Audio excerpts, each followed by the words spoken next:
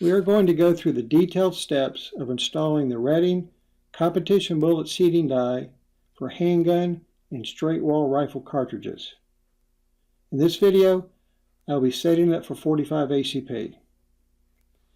The die consists of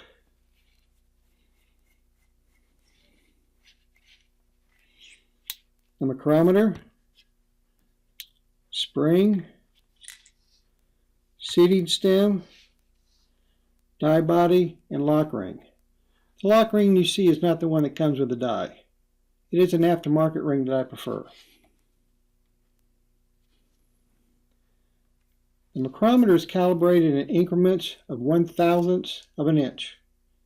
This gives us great precision in setting bullet depth. Let's take a close look at the calibration. The purpose of this die is, of course, to push a bullet into the case to a depth that gives you the overall length that you want. To do this properly, you want the die to position the bullet and case in precise alignment with each other before the bullet is pushed into the case. Bullet alignment is achieved by the seating stem. Case alignment is done by the die body. Because of the tight tolerances of the die body, you may discover that you need to adjust the size of the case mouth flare. Let's see why. This case has been resized only. There is no bell or flare. See how easily it goes into the die body? This case has been resized and flared. The size of the flare is what I've been using before I switched to the Redding seating die. There is a lot of resistance when I try to insert the case. This is because the diameter of the bell or flare is larger than the diameter of the die's interior. If I were to continue to push the case in, the die body will actually start beginning to bend the bell inward until the diameter of the bell matches the diameter of the die interior. So what we want is a bell size that is not so large that the die has to shrink the bell, nor do we want a bell size that is so small that the case wobbles in the die. The bell has to have firm contact with the die body, because that is how the die body aligns the case to the bullet. So what bell diameter is desired? This is how we find out. Raise the shell plate and insert the die body only, no seating stem, no spring, no micrometer, into the tool head.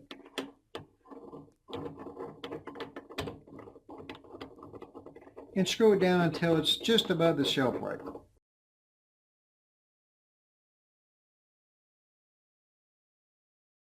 Right about there. Now lower the shell plate and place a resized and belled case into the shell plate and slowly raise the case into the die body.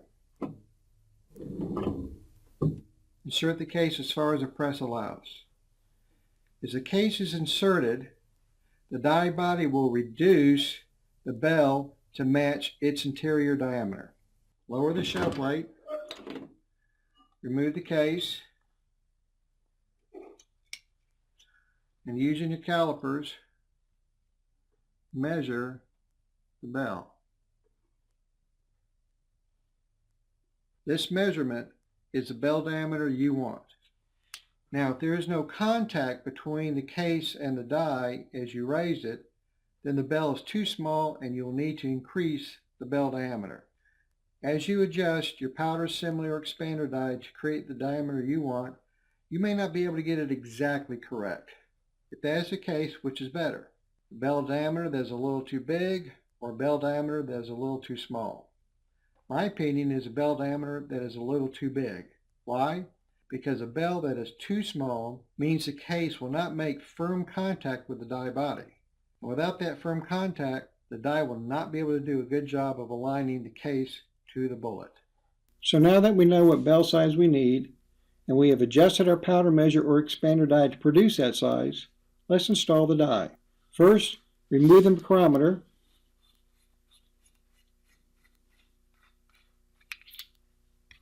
and the spring, but leave the seating stem in place. Then we want to make sure that the micrometer is in the middle of its range. I've installed 4 of these dies, and I've learned from experience that for my press and bullets, to start with a setting halfway between 1 and 2. If I start with 2, the die body will bottom out on my shell plate before the bullet can be fully seated. So for me, I'm going to turn the micrometer to 1.5.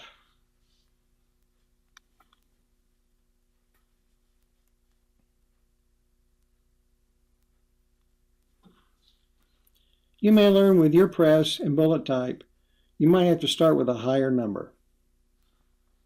Place a resized and belt case into the shell plate. Place a bullet on the case and raise the shell plate. Take your die body, insert the seating stem, and screw it into the tool head.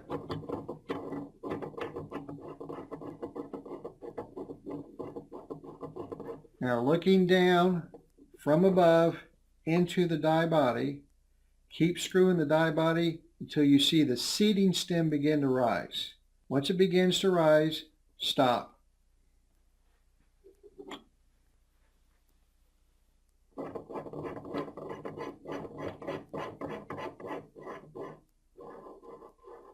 Right there. At this point, we know that the seating stem has engaged the bullet. Now lower the shell plate. Insert the spring and screw on the micrometer.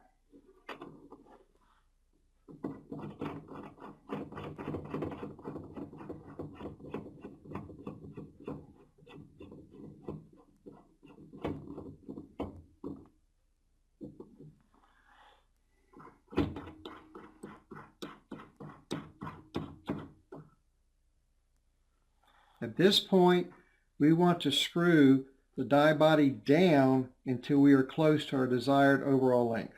We do this by turning a little, raising the shell plate, lowering the shell plate, checking the overall length, and repeat that process until we are close to the desired overall length.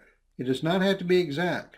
At first, you may turn the die body 1 or more full turns, but as you get closer, you will want to shift to half turns and then quarter turns and even smaller. It's very important that you turn the die body and not the micrometer during installation. So let's get started.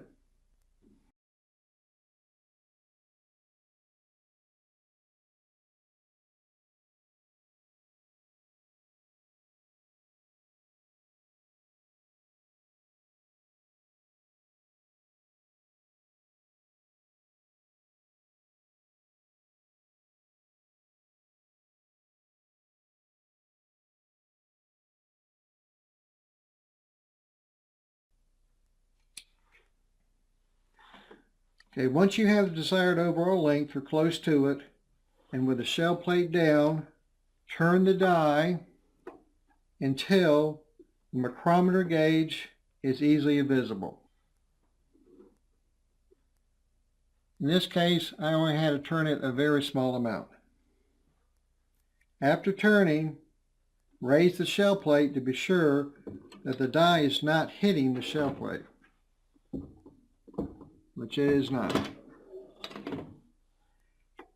If, when you turn the gauge to face you, you turn the die down, back out the micrometer 1 or 2 full turns in preparation for the next step. Since I turned it down but only a slight amount, I'm going to back off the micrometer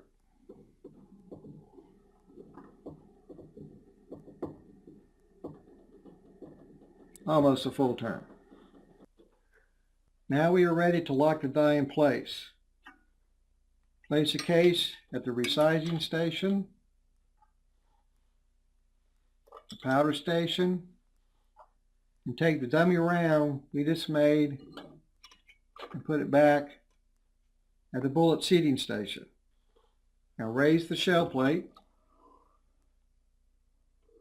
and holding the die, turn the lock ring down.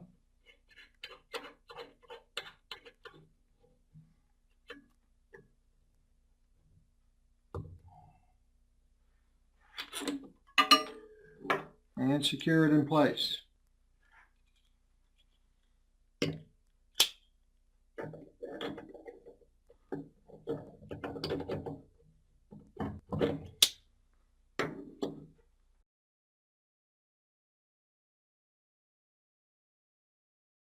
Once secure, lower the shell plate and remove the brass and the dummy round. Using brass that has been sized and belled, we now want to use the micrometer to give us the desired overall length. Insert the brass and the bullet. The process is to turn down the micrometer a little, raise the shell plate, lower the shell plate, check overall length, and repeat until we have the correct overall length. As you measure, if the overall length is too long, then you want to turn down the micrometer. If the overall length is too short, you want to turn the micrometer up. But you will need to start over again with fresh brass and bullet if the overall length was too short.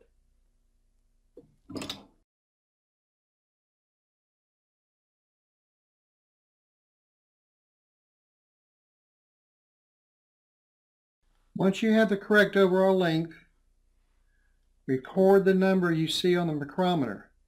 This is your setting for your bullet. As you reload, you will use the micrometer to maintain your overall length. And if you reload using a different bullet, such as a round nose bullet or a semi-wad cutter, you will use the micrometer to set the overall length for that specific bullet. And be sure to record the micrometer setting for each bullet so you can easily readjust the micrometer when reloading that bullet.